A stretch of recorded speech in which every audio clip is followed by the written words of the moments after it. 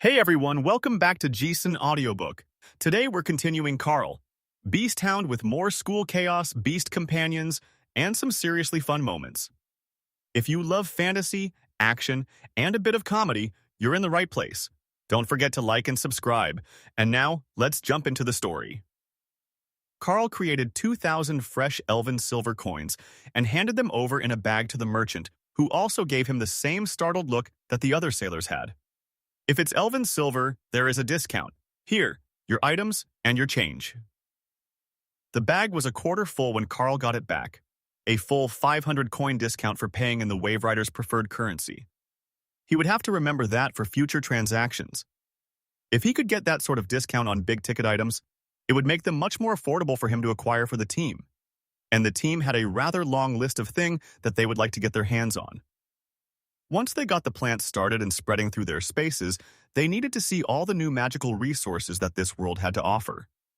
The ones that weren't plants. There was so much good stuff floating around this world out in the open that there had to be even better stuff hidden away for exclusive purchase, and they didn't even know that it existed to ask for it.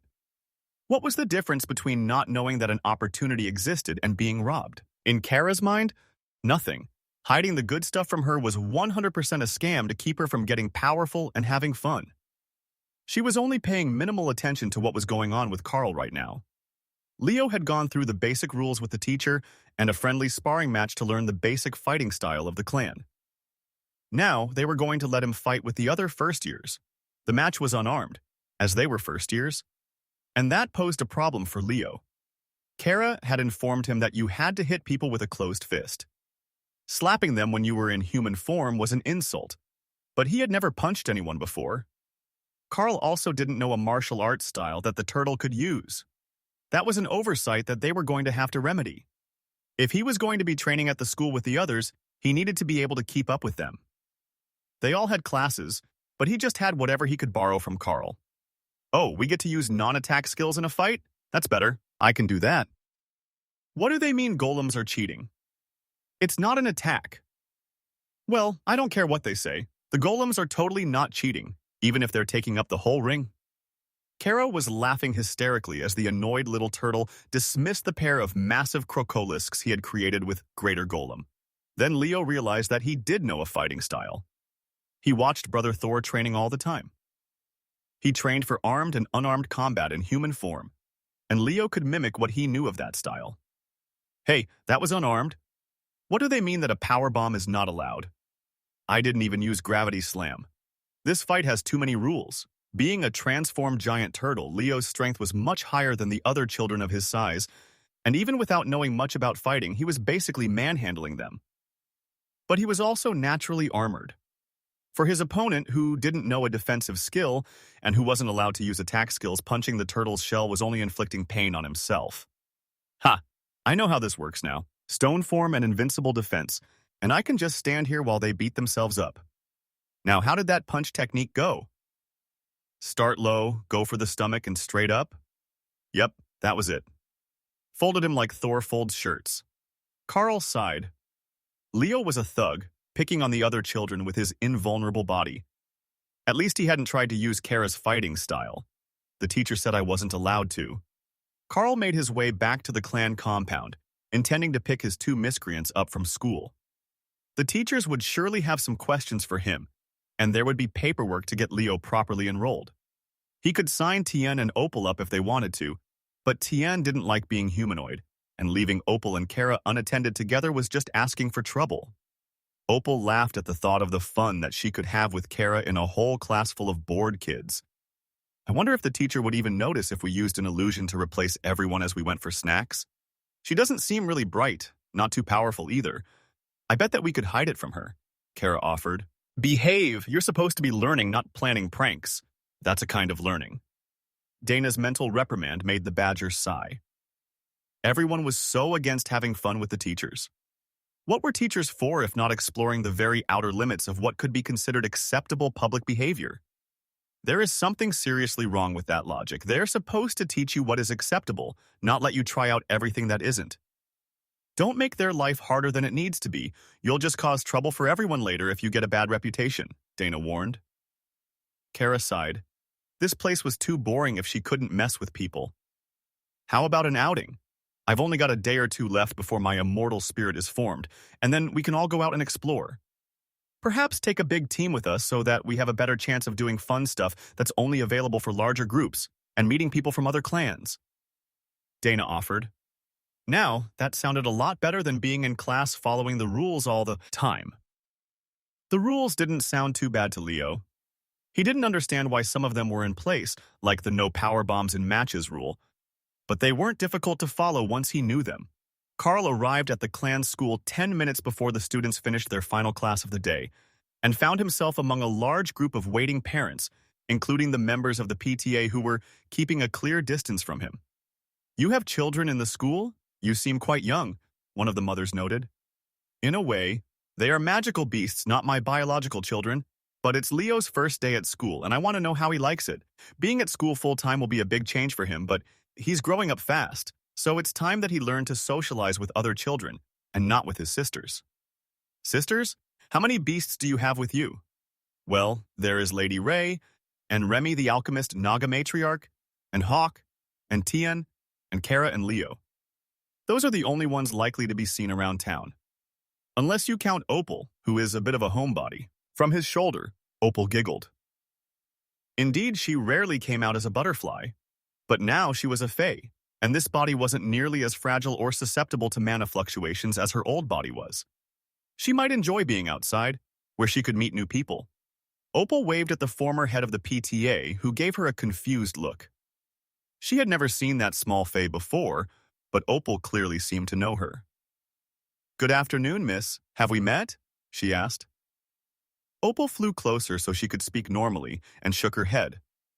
"Not officially, but the illusionary skill that hit you during your duel with Carl is one of my racial traits. I just wanted to thank you for being a sport about it. The illusion can be incredibly real when you are a bit disoriented." The woman paled, then took a few deep breaths.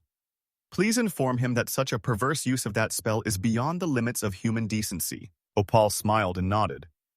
"If you would like, I have prepared a few immersive shows of other genres that you might appreciate. It would help recover from the trauma of the duel, I believe. I am extensively studied in human and dragonkin psychology, as well as theatrical productions." A few of the other mothers giggled, and Opal brought out a tiny notebook. "What do you think of this one?" The woman took the notebook and flipped it open to the first page, which introduced the story as Seduced by the Werewolf Alpha Triplets, an original story by Opal Carlsdottir. "That is not something you should be showing off in public," the woman exclaimed in disgust. She threw the notebook away, but a green dragon cleric in the crowd caught it and began flipping through the pages. "Oh, this is not bad. You really put in the work to study werewolf politics. Come by later, the Green Dragon dormitory will have popcorn, and we can have a ladies' night." One of the other ladies, a human rogue, took the notes and read the first few pages. "Wait, it's a romance? I totally thought that was going to be the smuttiest thing I'd ever read." "Oh, there it is. Yeah, the Fae and the Green Dragons are always on the same page." Opal fluttered in a happy circle, spreading sparkling silver dust with every flap of her wings.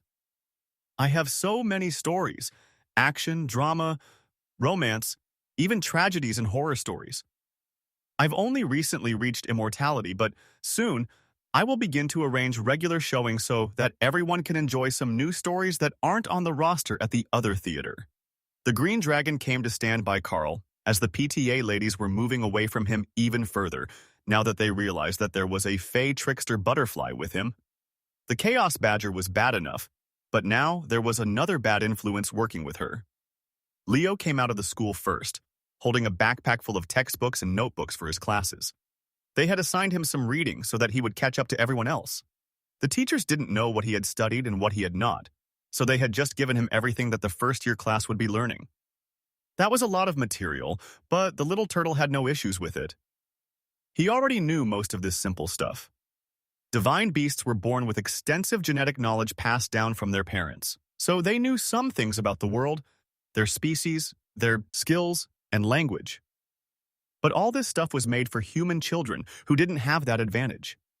In fact, much of it assumed that the children were barely literate, even though they already had a system-assigned class and significant combat power. "Hey, Carl, you came to pick me up. Look, I got all these new books, and I got a gold star in art class. And I even won my sparring match.